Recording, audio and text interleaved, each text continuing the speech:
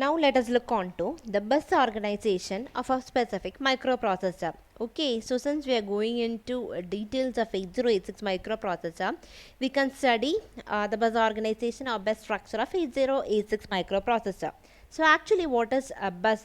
In the last classes and all, I told you what is the basic concept lying behind bus. Okay, simply I told you if you want to travel from one place to another, okay, you will be using the vehicle which is called as bus. Okay, you can simply travel from one place to another with the help of a bus. There are some other vehicles also. Simply I am giving you an abstract meaning of what is actually a bus. Okay, so here in this particular concept also, buses are a group of conducting wires which is helpful for you to carry certain sort of information. Okay, that is if you're considering a particular electronic device. Okay, so that particular electronic device will be having certain subcomponents or subunits within it. Okay, so if you simply try to view the inner components, whatever is present within that electronic device, you can see that what all units are present within that electronic device is simply connected to one another with the help of simple wires. Okay, simple wires will be used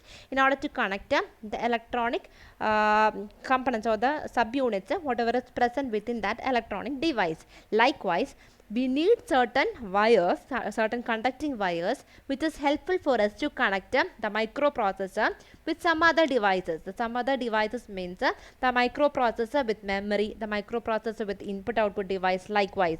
Okay, and hence we are using the concept of bus. So actually, how can I define a bus? A bus is a group of conducting wires which carry certain information. The thing we have to say in this particular context is that in the case of electronic device, you can simply see a set of wires which are connecting the various subunits, whatever is residing in that particular electronic device. The units are varying, but the thing is that the wires which are used in order to connect all the units, almost the same wires will be used. Okay, but in this particular context of 8086 microprocessor or otherwise in any context of microprocessor, you can define three types of buses. There is not a single type of bus which is available in order to connect the subunits or otherwise in order to connect the various units with the microprocessor. We are having three different types of buses. Okay, actually the types of buses are address bus, data bus and control bus, and these buses are termed or otherwise they are named based on which what kind of information is carried through this bus. For example, if it is address bus, we pass address through this bus. If it is data bus, we simply pass data through this bus, and if it is control bus, we simply pass control signals through this bus. So based on the information or based on the data that each and every bus carry, we can simply classify the buses. Okay, it can be either address bus, data bus or control bus based on the data or the information whatever they transmit. Okay, so actually we have to study each and every one of them in detail. Okay, so before going on to the details of bus structure, I want to simply recollect one thing. This was a block diagram that we have studied in the earlier videos and all, earlier classes and all. Okay, so actually this is a simple block diagram of a digital computer. The thing is that you are having an input device or input unit which is helpful for the programmer or the user to provide the programs as well as data to the processor or to the computer. Okay, that means through this input unit, the user or the programmer will be able to provide or insert the programs and the corresponding data. So as soon as the input unit receives the programs or the data, it will be received by the processor. Okay, and if the execution is not carried out at that particular time itself, it will be simply stored in the memory. Okay, and at the time of execution, the program will be recollected or otherwise retrieved from the memory, and the procedures or processing or executions will be carried out in the processor. Okay, so as soon as the processing or executions is completed, the final result will be stored in the memory as well as it will be given to the output unit for the programmer or for the user to display the answer. Okay, this is what is actually happening in the digital computer, in any particular computer. So the thing is that we have to study in detail this particular processor. Okay, so the processor needs to be connected with the input unit, with the memory and also with the output unit, and also various subunits are residing within this processor. Okay, so there are also some conducting wires or some buses required. Okay, so the processor requires some conducting wires or some buses in order to connect with the input unit, with the memory, with the output unit, and also with all those subunits whatever is presenting within this processor, within the CPU. Okay, so actually this is the bus structure of 8086 processor. The thing is that here actually it is given as 8085 processor. Okay, I told you in the previous videos itself, there are only a slight difference between 8085 and 8086 processor. That is 8085 processor is actually called as a parent processor of 8086. Okay, so only slight differences existing between these two processors. Okay, so simply we can consider this figure itself as a bus structure for defining the 8086 processor. Okay, so now from this figure itself it is clear that the processor needs its interfacing, or otherwise needs its connection with the memory, input unit as well as output unit. For this purpose we are using three buses: address bus, data bus and control bus. Okay, address bus, data bus and control bus. Okay, so the thing is that what is happening, that means I will explain this particular, the operations that I have told you with the help of this particular figure more relevantly or more clearly with the help of this figure. Okay, so actually through this input unit the programmer or the user will be providing the input. Okay, so through this data bus, okay, from the input unit, through this data bus it will be simply going to the processor. Okay, and what the processor will do, if it finds that the execution is not going to be carried out currently, okay, it will be simply storing that particular programs in the memory for time being. Okay, so the processor simply will transfer the corresponding program through that data bus itself to the memory. So when the processor feels that it is now time for the execution of that particular program, simply through this data bus itself, the processor will be retrieving that particular program from the memory to the processor. The processor will simply execute the program, and the corresponding result in the form of data itself, in the corresponding result will be passed through the data bus to this output unit. So not only to the output unit, and also a copy will be maintained in the memory also. But the thing is that only when it is passed through the output unit, the programmer or the user who is standing outside will be able to view the result. Okay, so actually that is the concept of data bus. Then what is actually the concept of address bus? If you want to access this memory, you require addressing. Okay, the thing is that memory is a very large space which is useful for you in order to store large amount of information. But the thing is that you cannot use a whole memory as such in order to store your information, or otherwise in order to retrieve the information whatever has already been stored in that memory. Okay, you need to specify the correct location where you want to store your data, or otherwise the correct location where the already stored data if you want to retrieve. Okay, for example, if you want to write a letter to a specific person, okay, who is actually living in America, okay, you need to know the correct address of that particular person. Address means you need to know what his name is, okay, what his house name is, what is the name of his town where he is residing, the name of his city, or whatever it be. Okay, and even the pin code is required. The information regarding the pin code itself is required in order to send a letter to that particular person. Then only that particular letter will reach that particular person itself. Likewise, the memory also is defined in terms of various memory locations or various addresses. Okay, so first of all itself, we need to be aware on what are the various address locations or what are the various memory locations. Then only correctly we can specify, or otherwise we can transfer the corresponding program or data to that particular memory location. Okay, for example, I will specify you.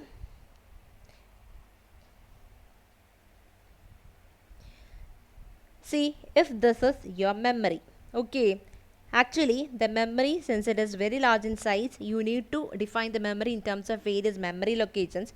For example, this is a memory location 2000. This is memory location 2001, 2002, 2003, 2004, 2005, etc. Okay, so first of all itself, I have to tell, okay, I have to tell clearly to which particular memory location I want to keep, or I want to store my data. For example, I want to say that I want to store my data in 2002.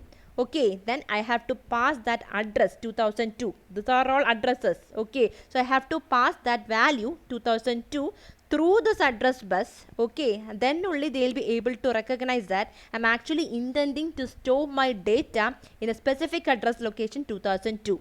Only after passing this corresponding address 2002 through this address bus, they will be storing my data correctly to the specific memory location itself. On the other hand, if you want a data in a particular memory location, for example 2005, if you want to get the data whatever is there in this particular memory location, for example 2005, then through this address bus you must be able to pass this address 2005, then only they will go to this particular memory location and fetch the data through this data bus. Okay, so the address bus simply transmits address, data bus simply transmits data. So only after passing the address through the address bus you can get the data through the data bus. Understood? Okay, hope it is clear for you. So if you want to read a particular data from the memory, the corresponding control signals has to be passed through the control bus. And if you want to store something, some type of data or some type of program to the memory, you have to write the corresponding other control signals to the control bus. So actually what the processor have to do, that means if the processor want to read something from the memory, or otherwise it has to read something from the user, or otherwise it has to write something to the output device, or otherwise that particular processor wants to write something to the memory. Okay, whatever the processor has to perform can be simply informed, otherwise can be simply made aware to the processor only with the help of control signals. And who is responsible for transmitting such control signals? This control buses. Okay, so as soon as the control signals, whatever is passed through this control bus is made to known to this processor, the processor will start working. Understood? So these are the three buses that is actually involved in order to for the normal functioning, in order for the normal functioning of a particular processor. Okay, so the first of all itself I'll tell you what is an address bus. Okay, as I told you earlier itself, address bus is a bus, okay, or otherwise it is a group of conducting wires which is helpful for transmitting address. Okay, so the thing is that it is a unidirectional. Why we are saying that address bus is unidirectional? Because I told you address bus is purely related to memory as well as in order to locate some of the IO devices. Okay, because for the memory we need various address locations. Only for memory we are having, or otherwise some other IO devices we are having this address locations. The thing is that if you are entering your program or data through keyboard and all, you won't be having any specific address location. But other than that, if you are having some other IO devices, for those IO devices you will be having certain address locations or memory locations to denote the correct region or correct area where your data is residing. Okay, so let us come back to memory itself.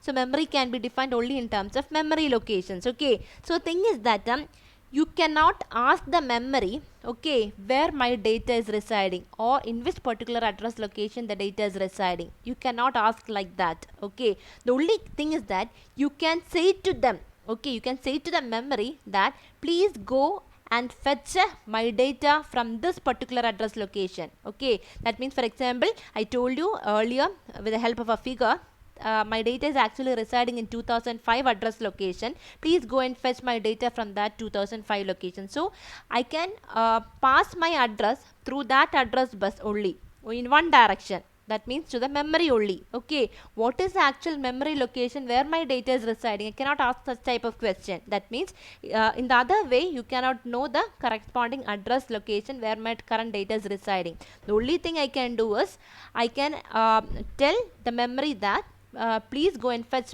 my data from this memory location. I can specify the address location to them. Okay, and on the other hand, if you want to write something to the memory also, you can do one thing. You can simply provide the address location or memory location to them. Simply tell them, please write my data in 2005 memory location. In both the cases, if it is memory read and also if it is memory write, in both the cases what you are doing, simply you are saying, that means the programmer or the user or the processor itself is saying what is the memory location.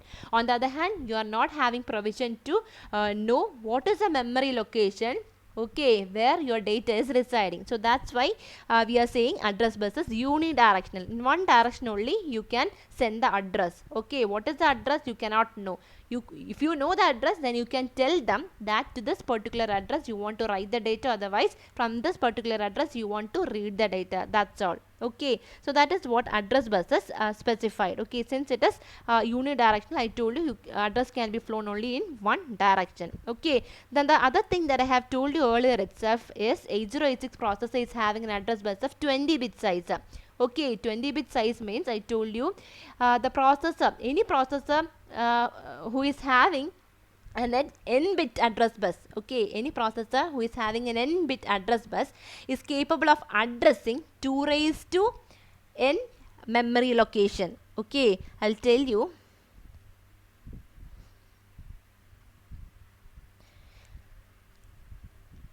For example, if this is your memory, okay, the overall 1 MB of memory, how you got this 1 MB of memory? 8086 processor can access 1 MB of memory. Okay, 1 MB of memory. How you got this 1 MB? Because this 8086 is having an address bus which is of size 20 bits. So 1 MB is received when you find 2 raised to 20, which is equivalent to 1 MB. If there was any other processor which is having a 32-bit address bus, then that particular processor can access 2 raised to 32 memory locations. Okay, around 4 GB of memory that particular processor will be able to access. So, what is the actual size of a particular address bus of a particular processor will be helpful for you to decide how many memory or how much memory that processor can access. So, since 8086 processor is having a 20-bit address, okay, 20-bit address, simply by performing or doing 2 raised to 20, we'll be getting 1 MB. So, in total, 1 MB of memory can be accessed by this 8086 processor. Okay, hope it is clear for you. So, that's all about address bus. Okay. Next type category of buses, data bus. Okay, so as I told you earlier, the data bus is responsible for simply transmitting data. Okay, the thing is that unlike address bus, data bus is unidirectional, because as far as address bus was concerned, you can simply say the address to the memory. That means you can specify the address and say in what particular location your data is, that means you can say that to this particular location you want to write the data, or into this particular location you want to read the data. You can say the address to them. Okay, you can't ask what is the address. Okay, but on the other hand, the case of data bus, the thing is not like that. Okay, you can read as well as write data. So if I am showing, or otherwise if I am explaining you the concept with the help of the figure, okay, the thing is that whatever the processor is executing, okay, whatever information, otherwise whatever programs has been received from the user has to be stored to the memory. Okay, so whatever data is residing has to be written to this memory. Okay, and also whatever data is already residing in the memory has to be retrieved back. That means data can be read as well as written. Okay, data can be read as well as written. So, the data bus must be purely bidirectional. We must be able to send data as well as receive data. So, that is why data bus is bidirectional. Then I told you earlier, the length of data bus of 8086 processor is 16-bit. Okay, that means 8086 is a 16-bit processor. And the length of data bus of any processor will be helpful for you to decide how many bits of data he can process, that particular processor can process. And since 8086 processor can process 16 bits of data at a time, it is having the only reason why this 8086 processor can process 16 bits of data at a time is because it's having a data bus of 16 bit size. Okay, hope it is clear for you. Okay, and the thing is that I told you earlier itself, you can either read 16 bits of data at a time, or otherwise write some 16 bits of data at a time into the memory. Okay, but don't think that only if it is 16 bit size you will be able to read and write. Maximum extent possible you will be able to read 16 bit data, or otherwise maximum extent possible you will be able to write 16 bit of data. Okay, even if you provide 8 bit of data, or otherwise 4 bits of data, or otherwise 10 bits of data, you will be able to pass that particular types of data through the data bus. The thing is that up to 16 bits of data can be transmitted through the data bus. Okay, not more than 16 bits of data can be passed through the data bus of 8086, because the data bus capacity of 8086 processor is just 16 bit. Okay, so only up to 16 bits of data you can transmit through this 8086 processor. Okay. The other category, the last category of bus that you want to look is address bus. Okay, sorry, control bus. Okay, control bus is responsible for transmitting control signals, and I told you whatever operations the processor has to perform, or whatever task the processor has to perform is simply depicted, otherwise simply told to them with the help of control signals, whatever is transmitted through the control bus. Okay, that means simply if I am passing the data through the data bus and an address through the address bus, they won't be knowing what they have to do exactly. Okay, so if I want to write my data to the corresponding memory location, okay, first of all itself I have to pass the corresponding control signal memory write. If I want to write the data to a specific memory location, for example, if I want to write my data to A, to address location 2005. Okay, if I want to write data,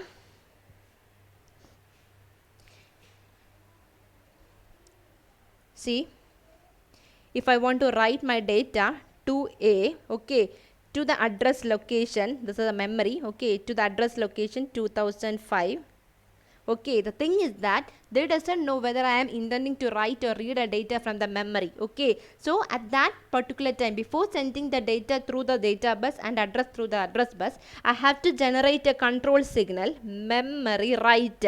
Okay, so as soon as they find this corresponding control signal in the control bus, they can understand that something is needed to be written to the memory. Okay, we are passing some sort of information that is required to be written to the memory. Okay, so at that particular time they will be going on looking to the address bus. Okay, at that particular time they can see this 2005, so simply they will be pointing the cursor to that particular location. Okay, and in the third instant they will be going and fetching this data 2A from the data bus, and then they will be simply writing this particular data 2A into the memory. So once more I will tell you. Okay, so control signals are quite essential for us to help processor realize what is the actual operations they have to perform.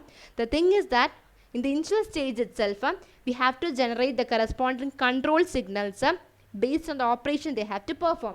Actually, there are 5 categories of, or otherwise 5 control signals which is required in order to depict the normal operation of the processor.